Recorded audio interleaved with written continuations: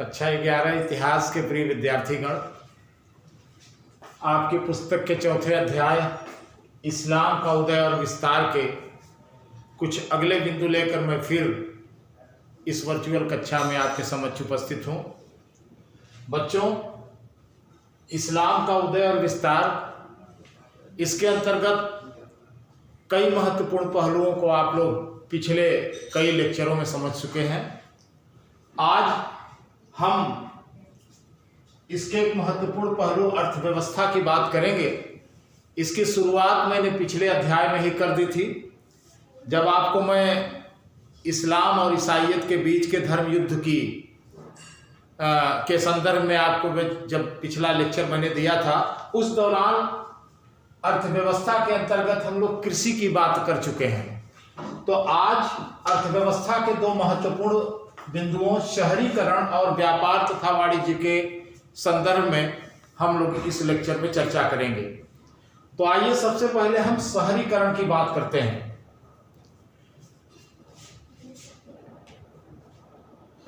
Islamic सभ्यता के उदय के साथ शहरों का भी विकास हुआ।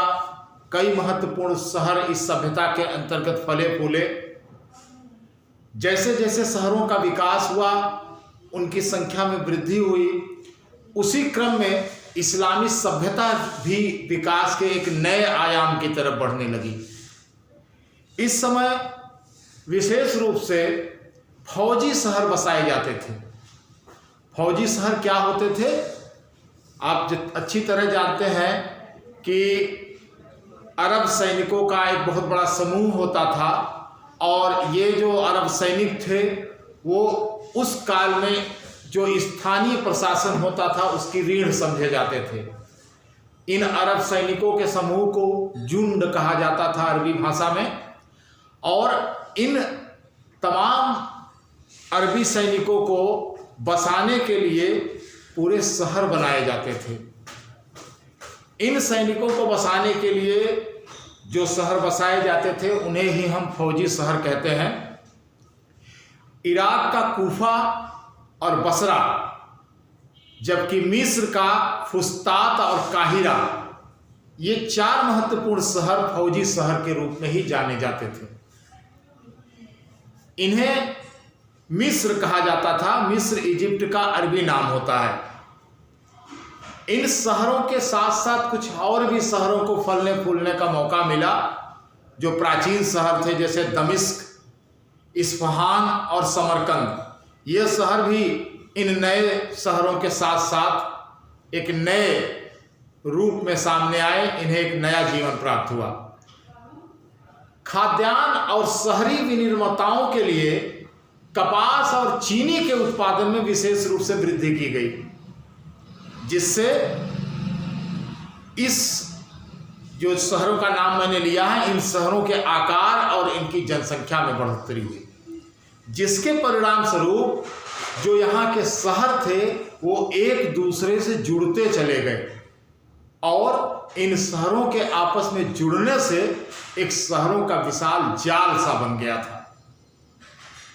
अब हम लोग बात करेंगे इन शहरों की संरचनात्मक विशेषताओं का। शहर कैसे हुआ करते थे? विनियोजित थे या इसी तरह अव्यवस्थित थे? इस पर थोड़ी सी बात आपसे करेंगे।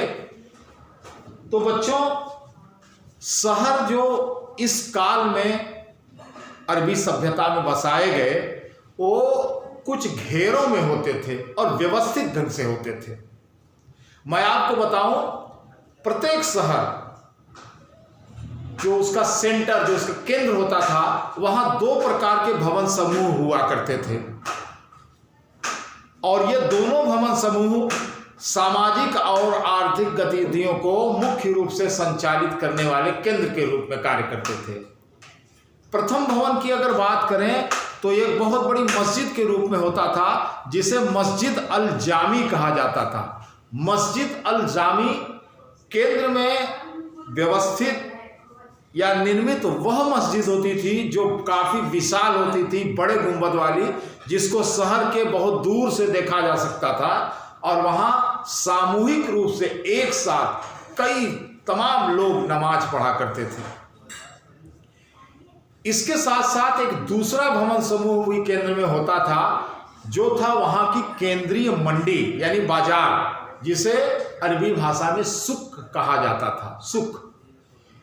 इस केंद्रीय मंडी में दुकानें तो हुआ ही करती थीं, दुकानों के साथ साथ यहाँ व्यापारियों के आवास, सोने चांदी का कार्य करने वाले जो सर्राफ होते थे उनके कार्यालय, और साथ ही साथ जो शहर प्रशासक होता था, साथ ही साथ विद्वानों और व्यापारियों के घर भी केंद्र के आसपास ही हुआ करते थे। इसके बाद केंद्र के बाहर के जो घेरे हुआ करते थे, प्रायः सभी घेरों में मस्जिद,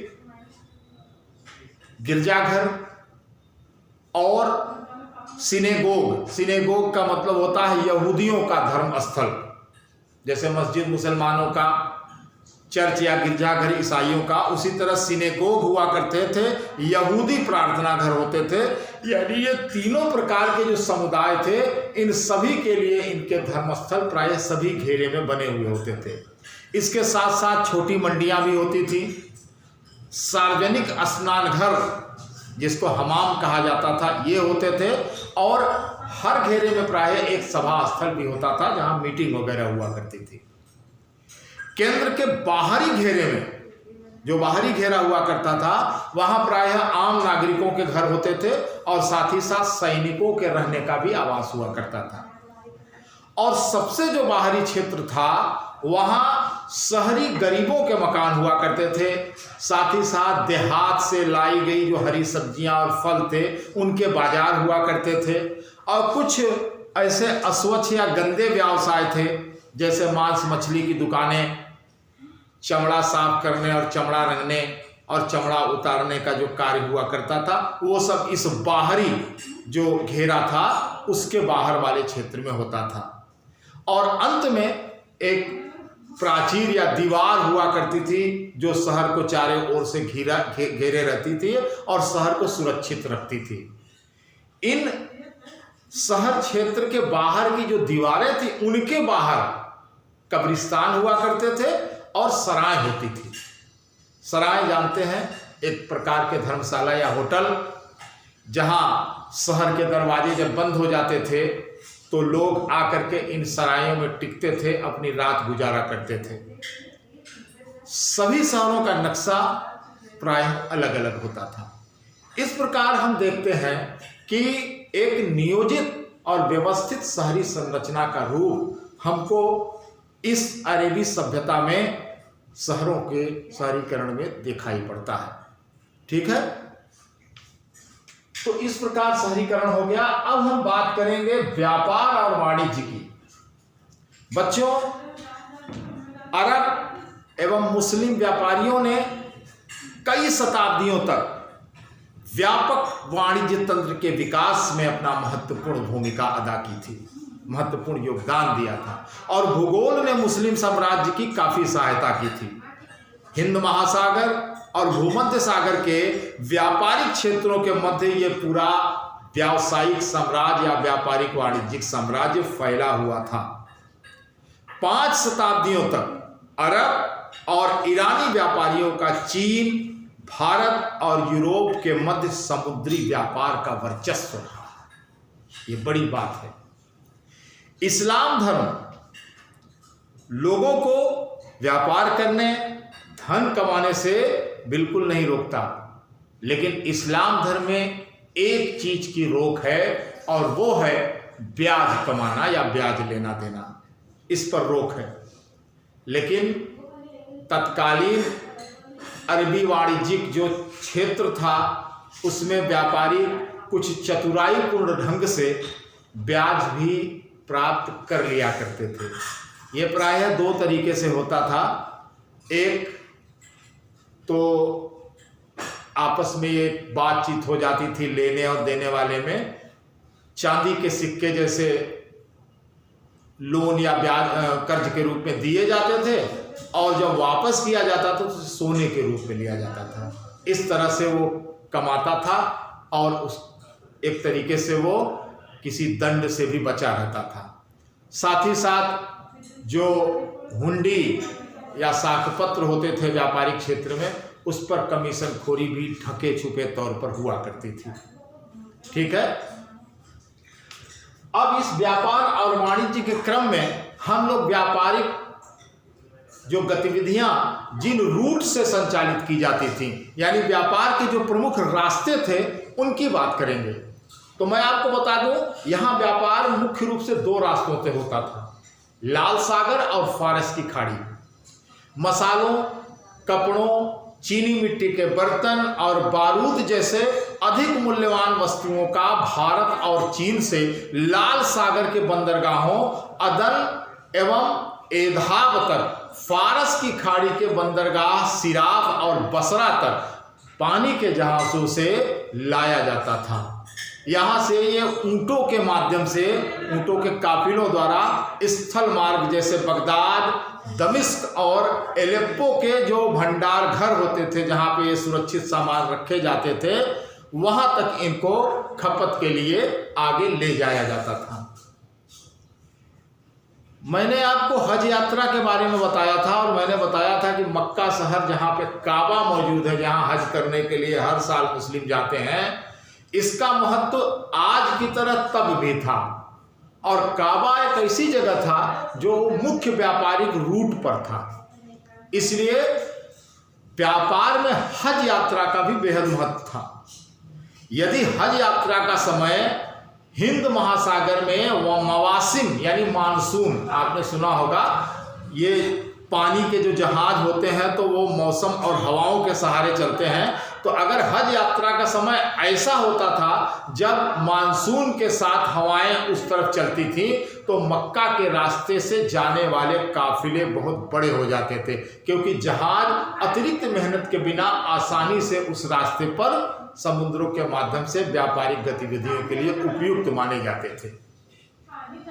सिकंदरिया से यूरोप को किए जाने वाले निर्यात संबंधी व्यापार को मुख्य रूप से यहूदी धर्म के जो व्यापारी थे उनके द्वारा संभाला जाता था, जिनमें से कुछ भारत से प्रत्यक्ष व्यापार करते थे, जैसे गेनिजा।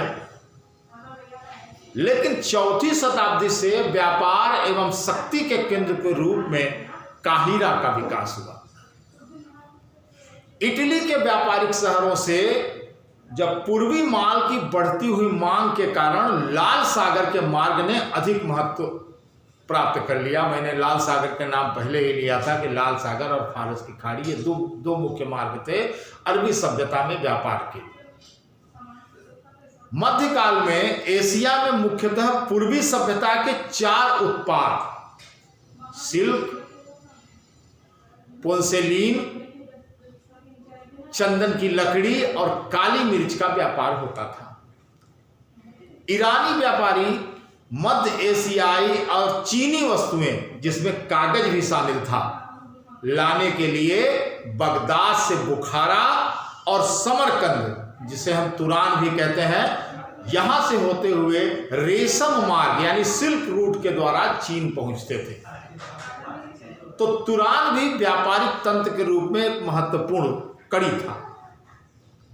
यह तंत्र यूरोपीय वस्तुओं जैसे मुख्यतः फर और गुलाम, स्लाव गुलाम जिसको कहते हैं, ये अंग्रेजी के स्लेव शब्द से इसकी उत्पत्ति हुई, इसका मतलब होता है गुलाम, उनके व्यापार के लिए उत्तर में रूस और स्कैंडिनेविया तक फैला हुआ था। यूरोपीय वस्तुओं को इस्लामी सिक्कों में खरीदा जाता था। ये सिक्के वोल्गा नदी के निकटवर्ती क्षेत्रों में तथा बाल्टिक क्षेत्रों में विशाल मात्रा में प्राप्त हुए हैं, जिससे इसकी तस्दीक होती है। सुल्तानों और खलीफाओं के लिए जो तुर्क गुलाम खरीदे जाते थे, वो इन्हीं बाजारों से उनकी खरीद फरोख्त होती थी। अब हम इस व्यापार और वाणिज्य के संदर्भ में व्यापार और वाणिज्य की जो राजकोषीय प्रणाली उस समय चल रही थी उसके बारे में बात करेंगे। यह भी बेहद महत्वपूर्ण है। राजकोषीय प्रणाली क्या थी?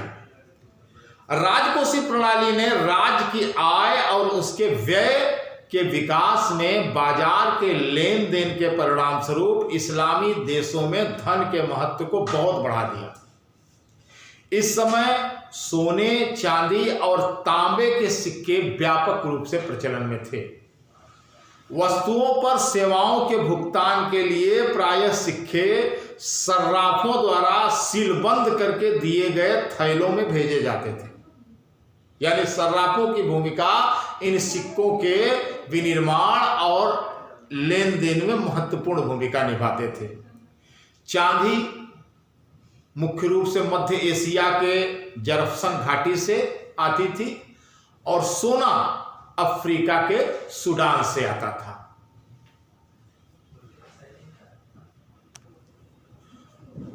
तो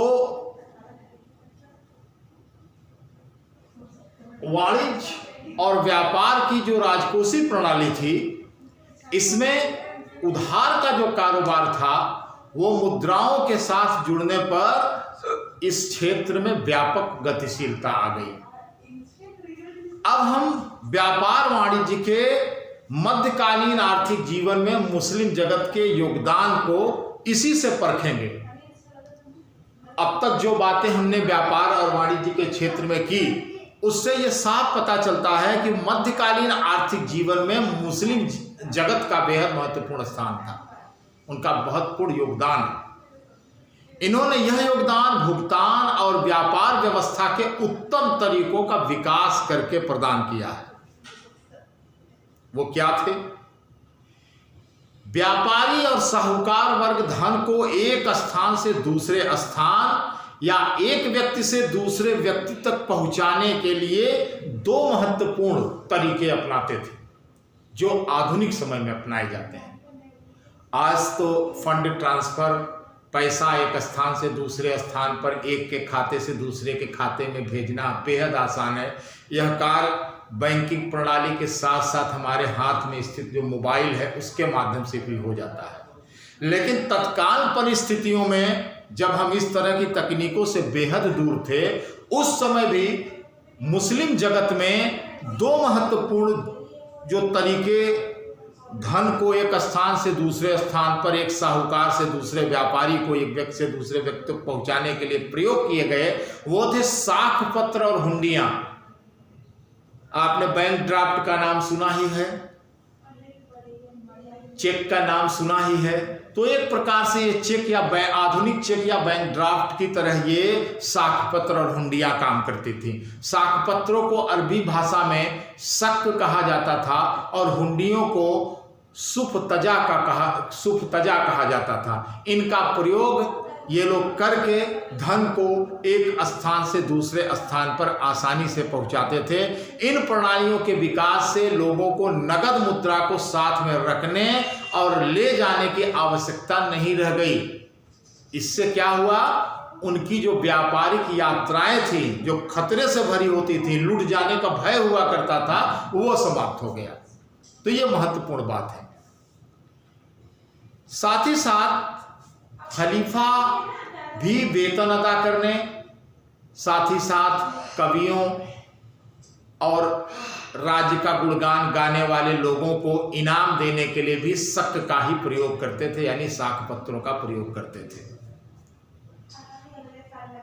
तो इस प्रकार हमको अरबी जीवन में महत्वपूर्ण आर्थिक प्रणालियों के अंतर्गत व्यापारिक और जो वाणिज्यिक गतिविधियां थी उनके विषय में महत्वपूर्ण जानकारी प्राप्त होती है। व्यापार वाणिज्य के विकास से अनेक प्रकार की व्यावसायिक गतिविधियों का भी जन्म हुआ और वो संपन्न होने लगी और इससे जुड़े अनेक लोग भी अस्तित्व में आए। इन सभी गतिविधियों के केंद्र बिंदु में व्यापारी ही थे। व्यापारिक गतिविधियां मुख्य रूप से व्यक्तिगत अथवा पारिवारिक उद्यम पर आधारित हुआ करती थी। व्यापारी अपने कार्यों के संचालन के लिए गुलाम भी रखा करते थे। सामान्य तौर पर मुर्जबा जैसे औपचारिक व्यापारिक प्रबंध के कार्य किए जाते थे।